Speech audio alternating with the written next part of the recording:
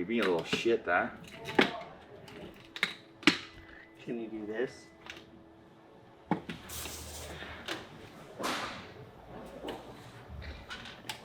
Hey, what's up, guys? So we are wrapping our weekend here in Toronto at the new Bells of Steel warehouse.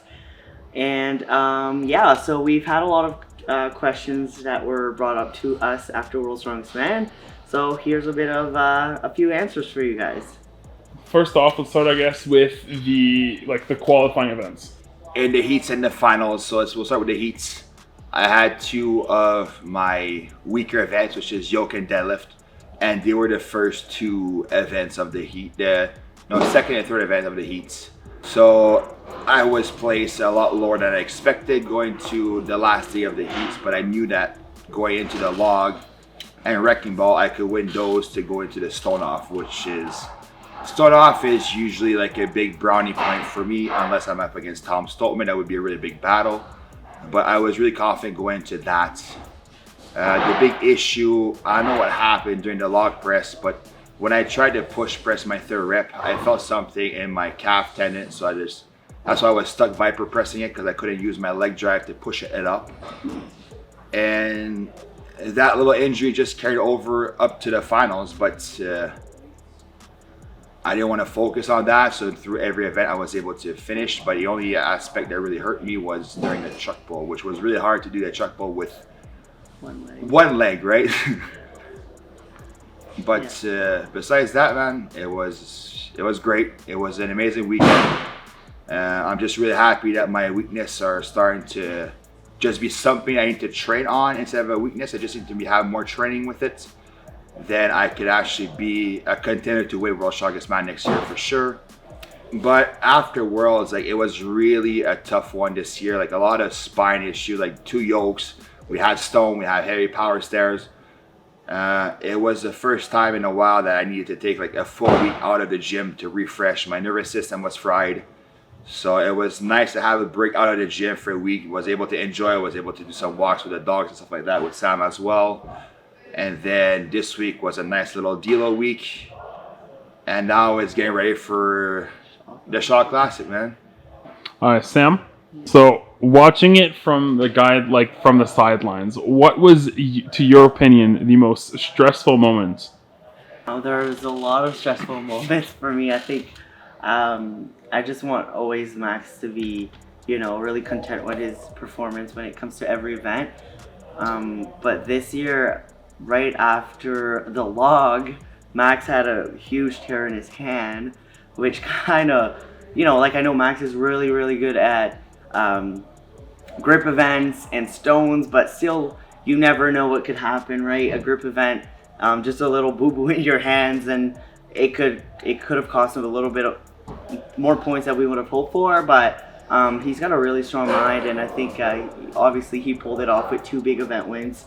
And then going to the stone off, I was a little bit more relieved because Max is honestly very powerful and very good at stone, so I wasn't really too nervous. But I know that Pablo is an up and coming strongman, and he gave Max a really good run there, and it was just really cool to see such a new up and comer giving Max such a great battles at Atlas Stones. Yeah. I think the guys are now getting really more of a hand, or getting more of a feel that stones are a really big event at Worlds. They're there 2 times. They're there in the heats as a qualifier for the finals, right? So you can make or break your final as well. It can make or break your heat going to the finals, and Max proved last year, he jumped from 6th to 3rd in the stones. In the finals, yeah. In the finals, so it's a really big tool to have as a strong event, and Max is really good at stones, so. But I still always get really nervous watching you, and I think this year I was a little bit better with them compared to the Arnolds. I don't know. I felt like the Arnolds I was a little bit more stressed out than Worlds, but Worlds was fun. I mean, Worlds is always fun to see everyone and hang out with everyone. We're generally able to sit down nights where we have a little bit more downtime and able to catch up with them, and the hype of us getting engaged a couple weeks prior was just it was a topic, and it was a fun topic to be able to talk about, and Worlds was really fun this year. And then next year we're going on the East Coast to Myrtle Beach, so Yeah. it'll be really fun. Awesome. So I guess there were a few people that were wondering, because I guess nobody really thought that you would clean up the power stairs the way that you did. So like, did you do any type of special training for that, or did you even train it at all, or? Power stair is something I'm really good at. I used to be a smaller strongman when I started, so I was a really explosive guy, trying to keep up with the bigger guys. That's why I'm a lot faster than most of them. I'm able to be more explosive than a lot of them because I had those tools to get stronger at the beginning. That's why my brute strike is lacking a bit. But that's why also I don't want to get heavier to lose that aspect. So I just rather increase my brute strike as I go, which takes a bit longer, but I'm not losing points with the other things. Power stairs is something that I've never trained really. The only time I trained was with Brian Shaw. But besides that, there's quite a lot of power stairs events in Canada, maybe 2 or 3 times per year. It's been a while we haven't had those. It was a bit tricky this year because we need to walk with the implement. The walking aspect was a bit harder for me because I decided to go with my lifters, which benefited me in the stairs, but it was a bit harder in the walk. So that's why my walk was a lot slower. For example, when me and Hooper were up against each other, he was able to run with the power stairs with a nano shoe, and I had my lifters. That's why I was slow. But I picked up the pace on the stairs, right? I really dominate that. And a lot of people know that I have a really strong arms and upper back to be able to finish them off. So it was a really nice knowing that like I was able to back up what I said. That's why I don't really advertise or market that I'm the best at something, because I read in my action talks before. So Yeah. it was nice to be able to prove to everyone that I am one of the best one at the power stairs for sure. Yeah. I think you're really good at power stairs. Awesome.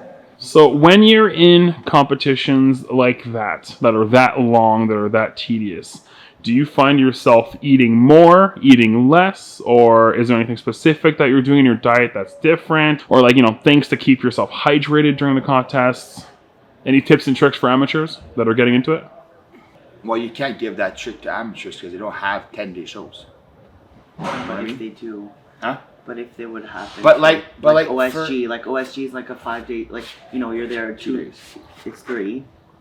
So basically for nutrition, Don't change anything. don't change what you're usually doing. That's the biggest thing. People will tend to overeat or try to eat pasta, for example, just a carb load to get better. But if you're not used to doing that when you're training, why do it? Why change something when you're competing? Yeah. That's the biggest issue with people. They tend to do that, try to overeat, they try to do this, try to do that. But if you're not used to it, for personally what I think is not a really good plan. Basically, I'll try to drink as much water as I can. We have a great supplement company to have a carb drink, so we'll just drink that all day long, try to recover as much as we can. And then the food, I'll just try to eat a bit more than I usually am and try to stay as healthy as I can so I don't have inflammation and I'm able to recover well. For recovery, like an ice bath here and there is good, even if I don't like them. I'll try to do them if I'm that broken. But besides that, you just try to stay on top of it. Like in the heats, I was fine. During the finals, like the breakfast was a lot harder to eat because I was more nervous. But I'm used to that, right? I know my body. I listen really well. During the heats, I used to crash. Like I have like the shakes after an event, so just a fast-acting carb like a donut or a Rice Krispie or whatever, something that's acting fast will help do the trick. It's all about just maintenance, guys. It's all about like you just try to stay ahead of it, because if you don't, it'll kick your ass and like you won't be able to perform as well as you can. And if it's hot outside, try to stay in the shade as much as you can, because even if you think that it's not a big deal, it'll show when it's time to compete. And you don't want to be prepping for 12 weeks either and then get to the show and do something stupid. Like, I think it's really like enjoy the sun, enjoy the drinks, enjoy the pizza afterwards. But like you're literally working, like you're prepping for 12, 15, whatever, how long before your show. Like you don't want to get to a contest like, yeah, we're from Canada and it gets really cold. But when we go and compete out in the South, like I was just in Hilton Heads. Max competed in Sacramento and it was super hot. Like we barely even get that much heat in Canada where we live.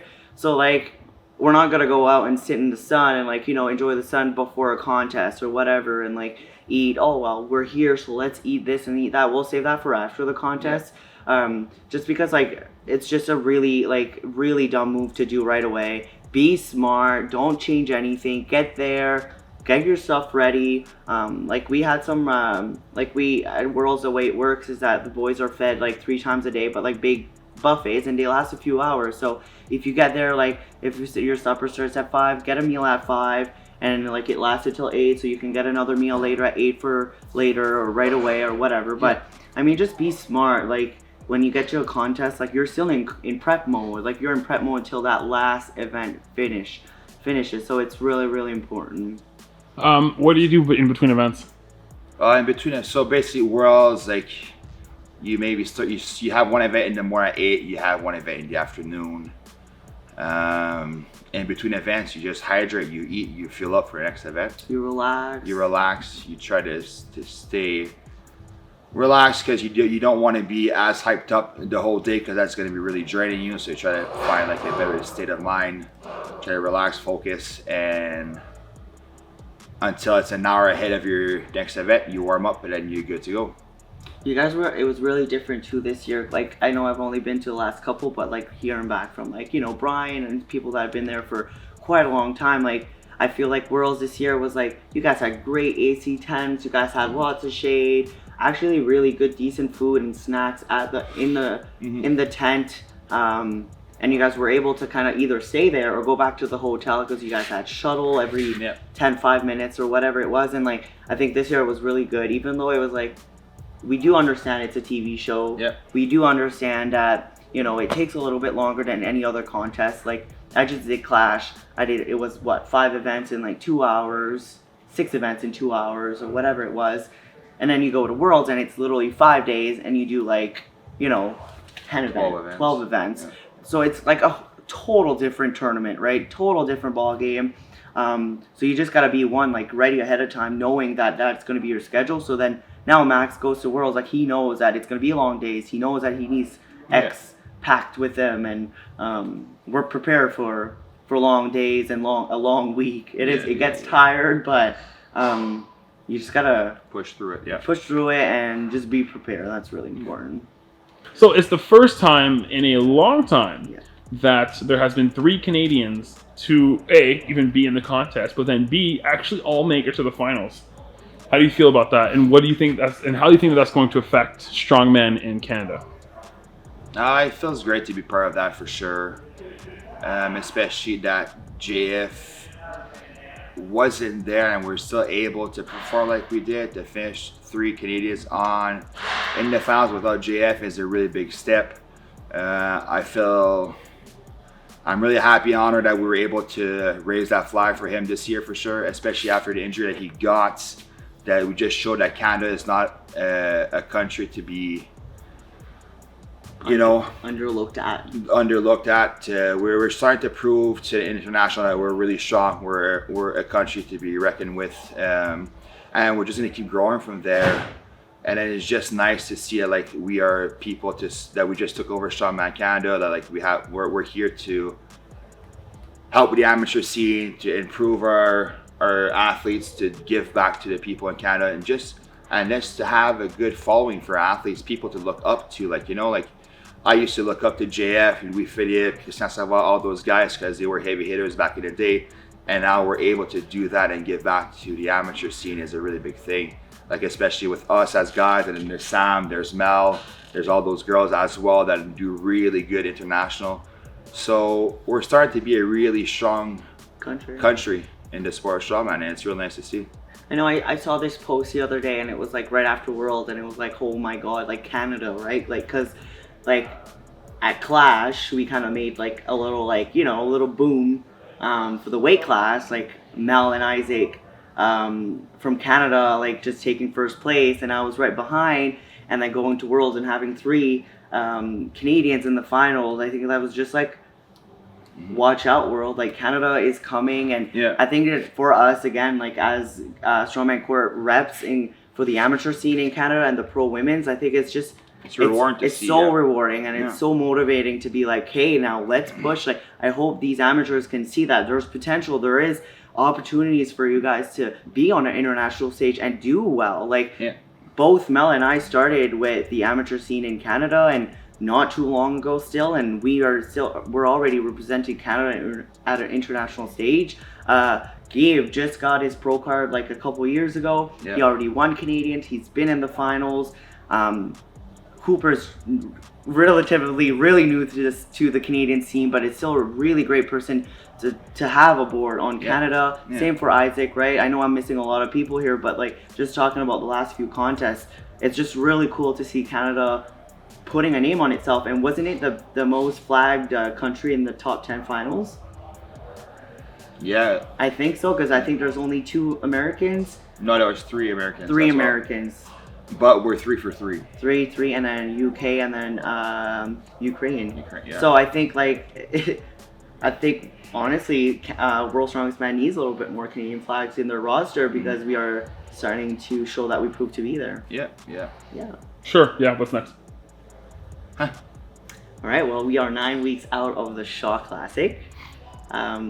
We both get to do it together. Yeah. That's gonna be fun. We got to actually train with our coach yesterday, Justin, on our squats and a deadlift. It was really cool that he was able to do the trip here at the Bells of Steel facility, kind of tweak a little bit of our movements, and we're ready to build the best athlete that we are capable of building for the Shaw Classic. We're not ones to put a lot of pressure on us, but being Evolution Athletic athletes does that for us. So I'm just really excited to represent at the Shaw Classic for Brian and Carrie, and really excited to see how this all unfolds. Yeah, it's gonna be fun.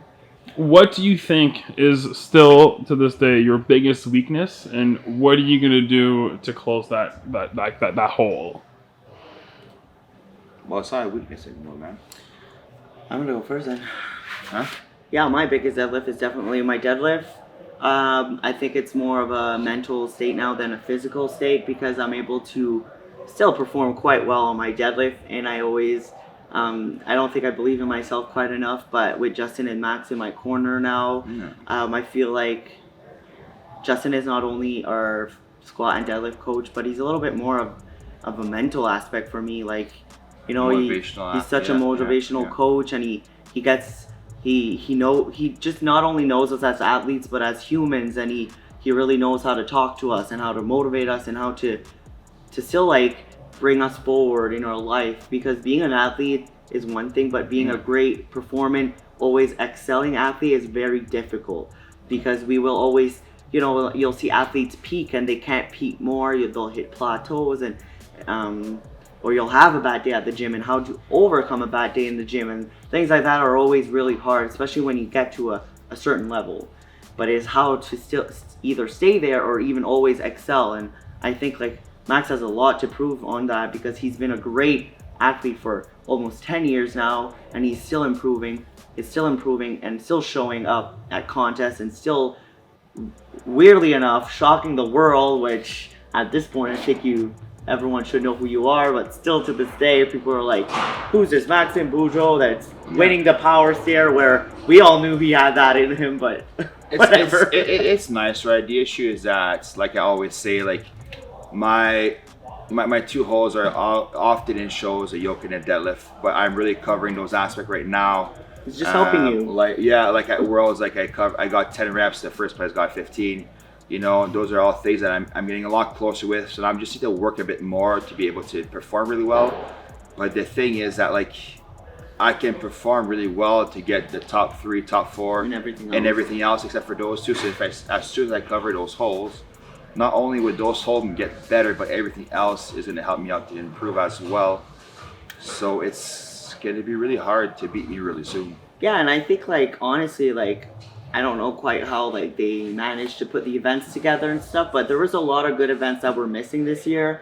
Like I understand there was a wrecking ball hole that was really good, but like, you know, like I'm talking about like old man's like a farmer's walk. Yeah. And like there was 2 deadlift, why not have a squat in there for the finals? Things like that, which I'm like, I'm not against the whole how they plan it out, but I just think that you're not covering the whole aspect of an athlete. And the second that these couple of last events line up for you, like you are a contender and you've been a contender for a couple of years now. for sure. It just really needs to line up. But if they keep putting the yoke in the deadlift and you keep getting better at it, Yeah. they're in trouble. Yeah. So, yeah, I think it's cool. Perfect. Okay, I guess which show are you the most excited for? Upcoming next. Yeah, for next. All of them. I love traveling and seeing our friends. The Shaw Classic is going to be a Yeah, Shaw freaking Classic ball. isn't. I want to do another big statement at Shaw Classic. Yeah. It's just a perfect timing. I got 10 weeks to prepare, so it's just 10 weeks to better myself, 10 weeks to improve, and it's going to be a really nice thing to be able to perform well at that show, especially at Mills Arena, in front of Brian, Gary, and all those guys as well. And What else is after? Like, I mean, you haven't had your invite for the Rogue Invitational yet, which we still have our fingers crossed for. And then there's Sweden, Glasgow, yeah. There's Magnus Romanuson left. Magnus Classic, which we get to do together again. Uh-huh. And then we haven't heard. There's a couple of shows there that are just kind of in the air, but Yeah. we're gonna start with the Shaw Classic, and For sure. fall's gonna be quite busy for us. Yeah. Okay, I guess one last question.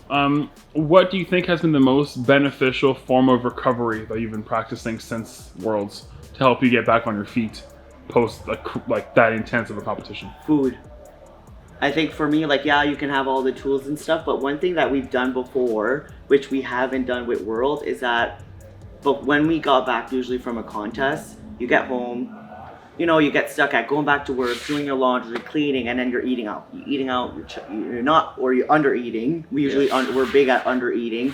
So, you know, we grab snacks and whatever, and then we get to train, we're sluggish, blah, blah, blah. But now, we've been working with Bite Me Meals from Calgary, and their food is just amazing. It's literally been stocked in our both our fridge at the gym and at home, and we have full meals, so we are not missing any meals. Mhm. I've never Yeah. felt like, I feel like I'm recovering more than ever right now. For sure. Even though our training intensity has been kind of high for the way we've been traveling, because usually when we travel, it's a bit more difficult for us to recover, because, like, you know, flying and stuff and not sleeping in our bed and whatnot. And the stress levels will go out. But just by eating more lately, it's been really helping us. Eat more, have your physio. We have compression tools, like compression pants, the compression arms.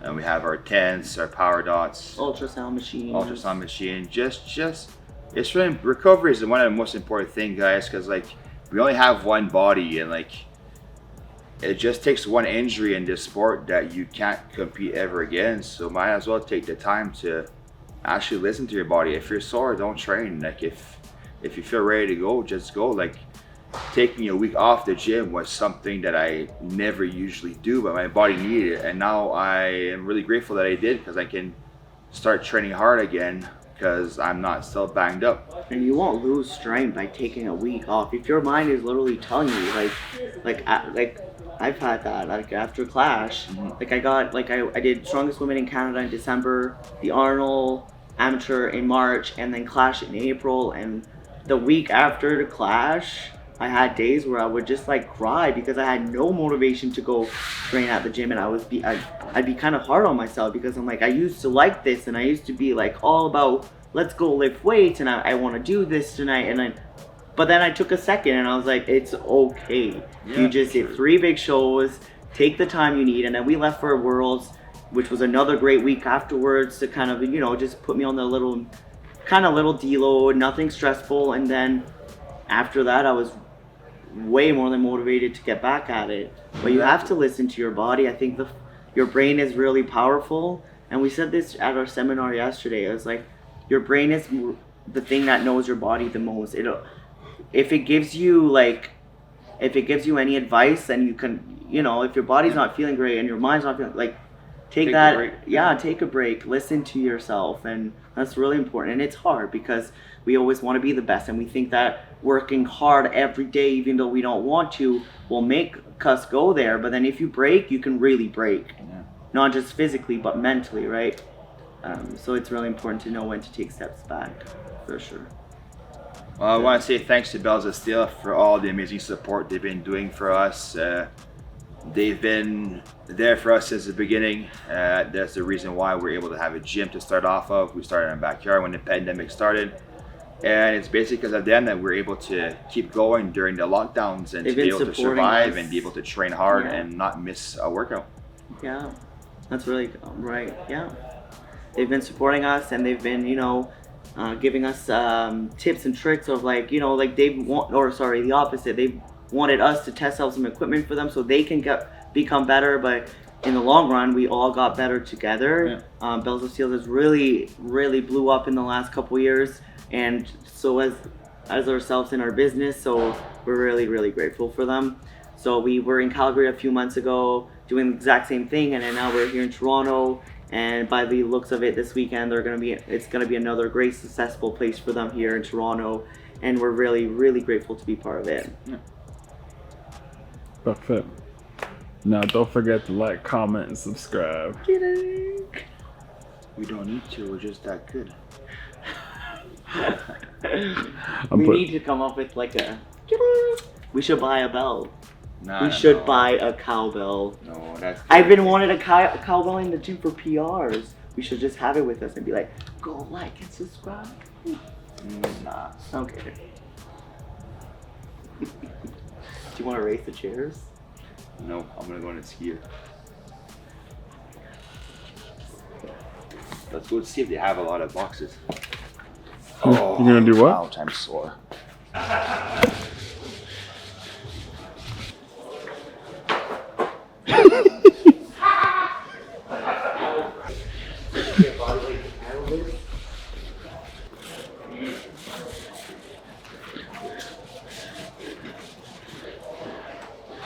This way.